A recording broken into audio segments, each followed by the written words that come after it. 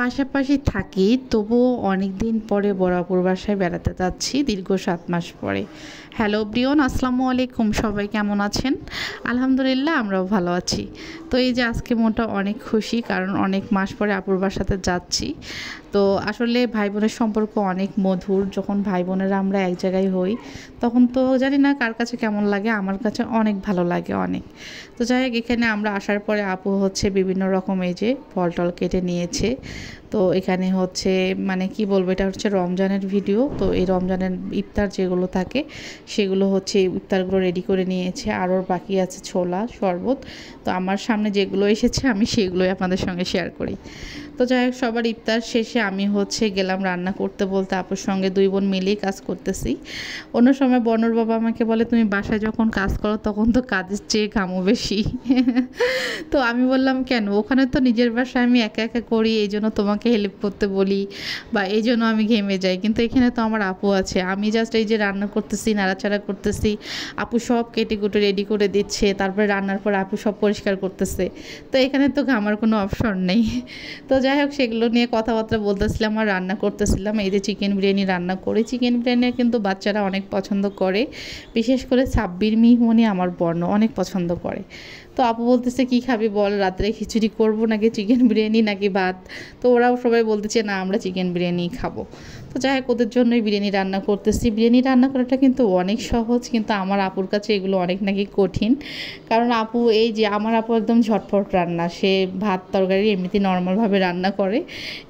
এর কাছে নাকি বায়না মনে হয়, যে আমার কাছে এগুলো বায়না মনে হয়, মানে রান্না করতেও পছন্দ করে না।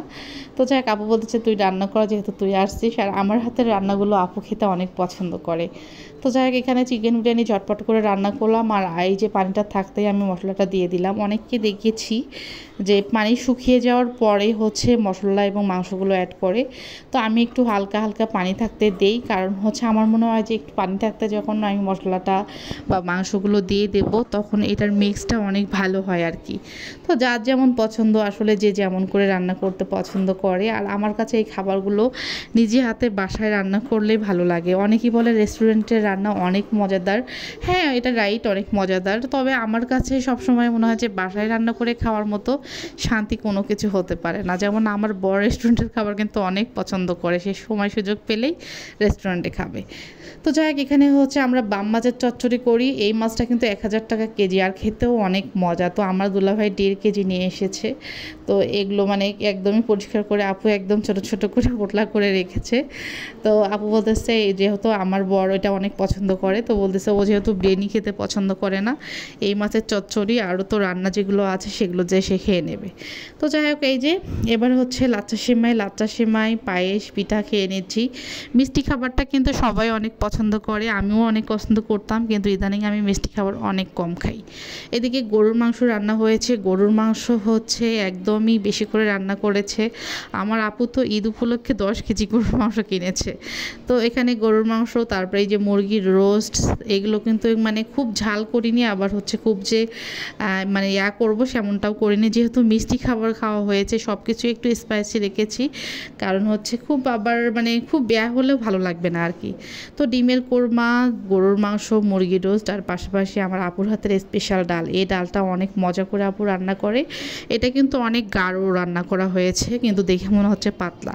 এদিকে সাদা পোলাও রান্না করেছে, সালাদ করে নিয়েছে। এগুলো দিয়ে খাওয়া দাওয়া করে আমি আপুকে বললাম, আপু যেহেতু আমি এসেছি, চলো তুমি আমার সঙ্গেই। তো আপু তো বলতেছিল না পরে যাব। তো বললাম যে না, আমি আসছি যখন তোমাকে নিয়েই যাব। তো আপুকে নিয়ে আমার বাসার উদ্দেশ্যে রওনা দিলাম। আর এই যে দেখুন সাভার নবীনগরের অবস্থা। আসলে মানুষ, আমরা ভাবি যেমন আমরা বাসা থেকে খুবই কম বের হই, বলতে বিশেষ করে আমি অনেক কম বের হই, যে মানুষজন বোধহয় এমন, কিন্তু না, মানুষজন কিন্তু যত গরম হোক ঝড় বৃষ্টি হোক তারা কিন্তু ঠিকই ঘোরার ঘরে। আর এখানে যেহেতু ফিরিয়ে আসার কেউ কিন্তু আশা ছাড়ে না। তো কেমন লাগলো আমার ছোট্ট ব্লগটি সবাই কমেন্ট করে জানাবেন। ভালো লাগলে ভিডিওটি শেয়ার করে পাশে থাকবেন। সবাই ভালো থাকেন, আল্লাহ হাফেজ।